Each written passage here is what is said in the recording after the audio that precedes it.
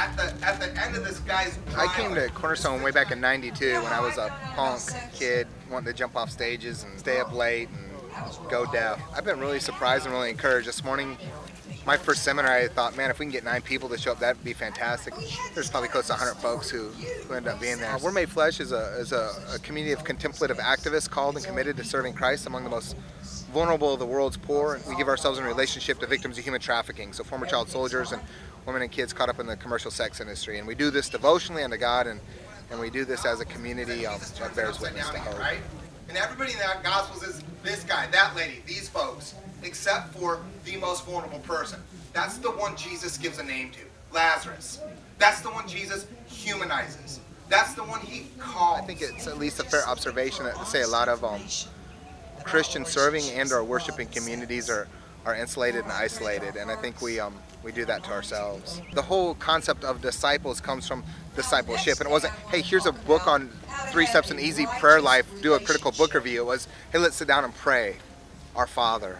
And I think when even Jesus was discipling the 12 about exorcisms, it's not like, hey, get your notebooks out and write down the successful steps. It's, here's a child, we will touch the child, we'll affirm the humanity of the child. We'll believe in the freedom for this one who's been captive. Discipleship then looked so different than discipleship looks now, but I think if Jesus is an unchanging king, then he's the same today as he was yesterday, 2,000 years ago, and we have to look for the routine, the ordinary and the mundane to discover Christ at work among us. Everybody knows the rich guy's name. Nobody knows the person who begs' name. But Jesus knows, and Jesus ascribes a name, and in the power of naming. The truth is, in 2009, not a lot of us are capable or able to give ourselves to community, and so I think that's where you see a lot of breakdown in it. The need for the other to complete each of us is something that we have to throw ourselves at the mercy of. What's hard for most North Americans is, unless you've gone on a missions trip or done some service project, you generally don't know poor people.